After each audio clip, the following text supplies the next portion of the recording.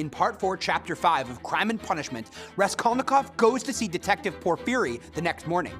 He hates Porféry, but resolves to hide it. Porféry explains how he likes to leave a suspect in suspense, hoping he will incriminate himself.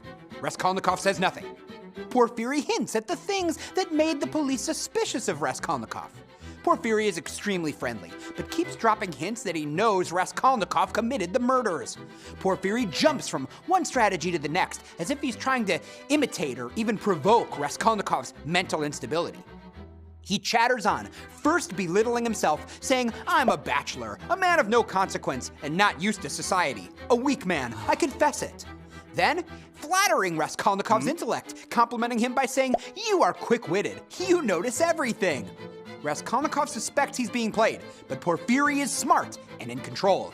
He never lets Raskolnikov relax, admitting some of the strategies he's using to his face.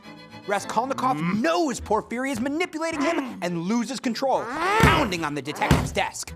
He demands that Porféry stop torturing him, then laughs hysterically and shouts that Porféry should arrest him if he has proof. Porféry reveals that he knows about Raskolnikov returning to Ilyana's apartment. Instead of attacking him with this information, he expresses concern about Raskolnikov's state of mind. Raskolnikov protests, saying he was not delirious. Porféry plays it cool, pretending not to suspect Raskolnikov, but Raskolnikov knows he is just playing with him. Porféry goes to a locked door, saying he has a surprise for him. Raskolnikov dares him to produce a witness from behind the door, but the narrator says right then and there that neither of the two men could have expected what happened next. In Part 4, Chapter 6 of Crime and Punishment, before anyone can emerge from behind Porféry's locked door, Nikolai the painter bursts in, intruding on the interview with Raskolnikov. He confesses to killing Ilyana and Lizaveta. Porféry is surprised and doesn't believe him. He asks him specific information about the crime.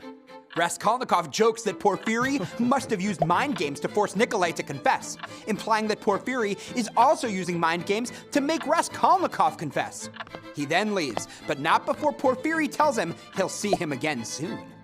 At home, Raskolnikov realizes that Porféry knows him well, and that Raskolnikov came dangerously close to giving himself away. What was behind Porféry's door? He feels that Nikolai's false confession will inevitably be disproven, but it buys him some time. He decides to go to Marmeladov's funeral again, hoping to see Sonia. He thinks he might be ready to confess. But then, the strange man who called him a murderer visits him unexpectedly to ask for forgiveness. He saw Raskolnikov return to Ilyana's apartment, jumped to conclusions, and told Porféry about Raskolnikov's guilty reaction to his accusation. He was the person behind the locked door in Porféry's office. Raskolnikov realizes Porféry has no hard evidence against him and scolds himself for having been afraid.